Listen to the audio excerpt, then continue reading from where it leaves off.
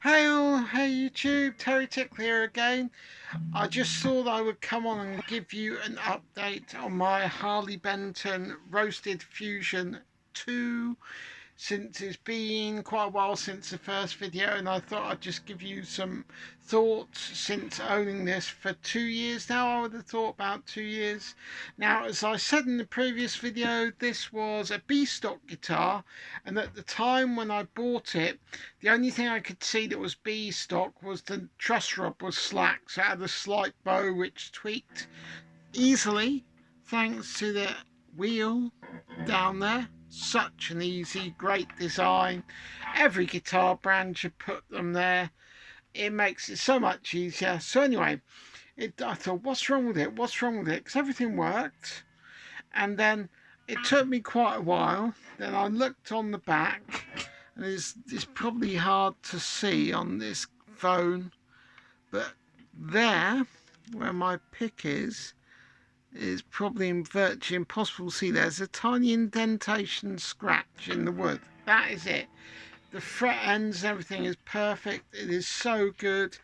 Now, on the previous video, I said I'd like another one, but of course everything's happened in the world that's making it a bit more pricey at the moment. So unless one comes up used, I'll wait a while, but eventually I will own a number 2 of these because they are brilliant.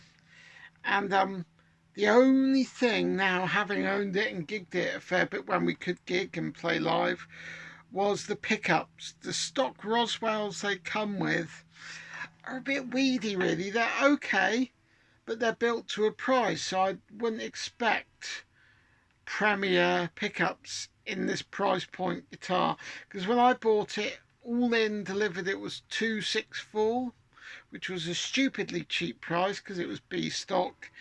And what I found with these Roswell pickups compared to other brands is they're okay, but they just miss some of the highs and mids and bass you get from some of the UK or American pickup manufacturers. I'm not saying the Far East isn't doing good work, because they're getting better and better. Like if you take a brand like Iron Gear pickups made in Korea, I think their pickups are phenomenal. To my ears, they sound very similar to Duncan's and Knuckles and everything else that is a lot more money. So they're a great alternative, and I think you can buy a set of rolling mill PAF styles for about 50 quid. It's a 25 a pickup, and they sound really, really good.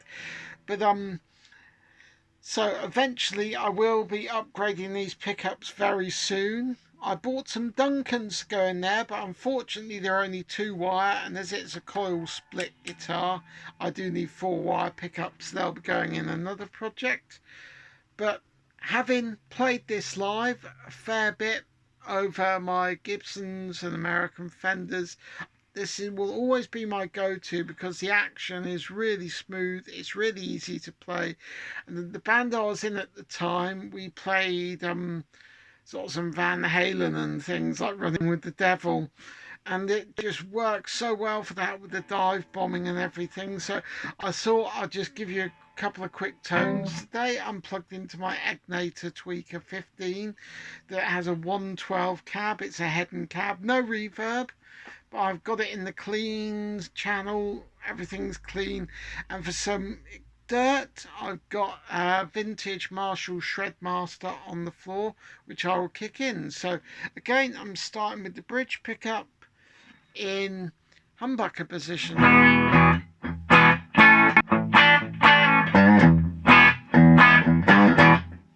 Now I'm going to split that one.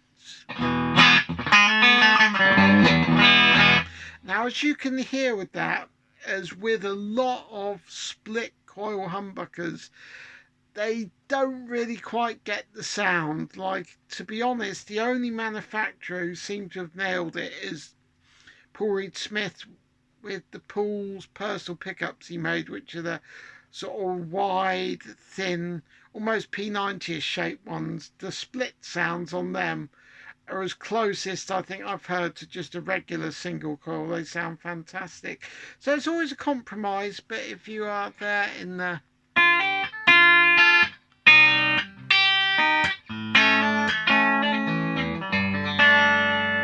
It's not bad. So that's the humbucker. That's a single. Now I'm going to go in the second position between the middle and the bridge.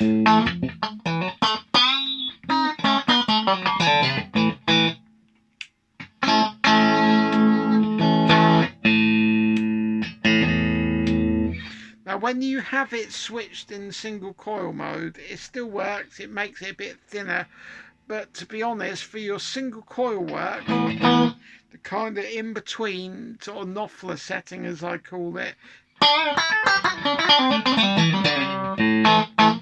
is the best setting to be in instead of splitting the humbuckers, in my personal opinion. Here is the middle pickup. Not bad. Now here is the between the middle and the neck. So you get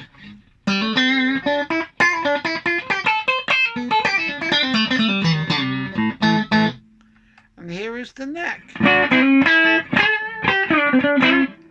Now here's it with split again. And here it is in full humbucking. So would I recommend this guitar after 2 years of ownership? My simple answer is 100% yes. If you find one, I would wholeheartedly recommend them.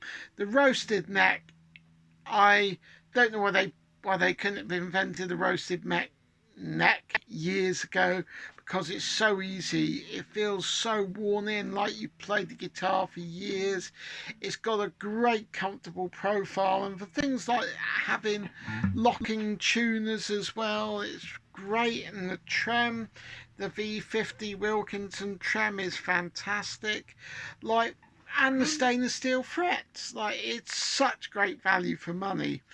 And whatever I think of the pickups, I've still used it live and not gone, oh, I'm not too sure if I like the sound, because when you're in a live environment, it's always a compromise. You can never have, as I say, a royal tone unless you're in a three-piece and you sort of playing dynamically where you're all sort of backing in and out, so you can really hear the nuances, because most of the time you're playing rock and you're gunning it, so it's fine. So now all I'm going to do is I'm going to run some tones with my shred master so you can hear it gunned in the gain a bit.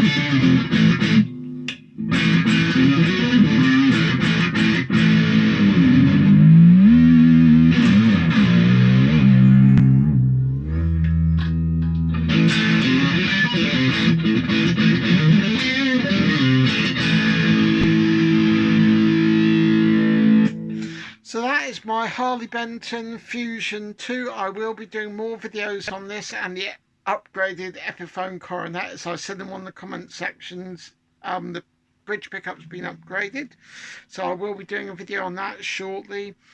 But again, just to say, if you find one of these, or the T-style, which I also fancy because they did the Telly style Fusion, which looks very, very nice, they're worth checking out.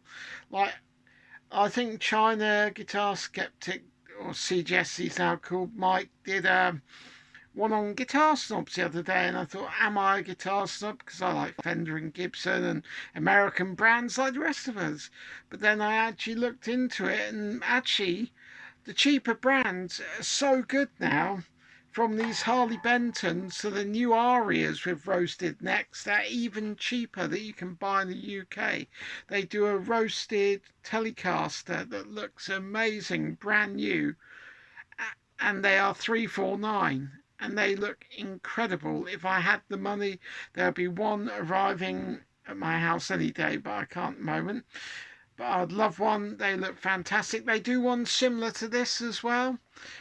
But again, I think the necks are slightly different on them, but they're still roasted. They've still got that beautiful caramelized maple, and they're just brilliant. So if you find one of these Harley Benton Fusions, give it a go, give it a whirl.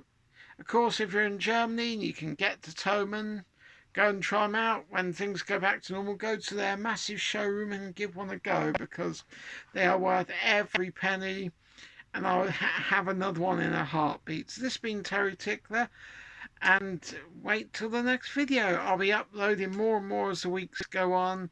Thank you. Please like and subscribe and click the bell icon if you want to see more videos on these and other gear demos that I'll be doing on pedals and vintage pedals I own, and my pedal board and gear in general. I've been Terry Tickler, over and out.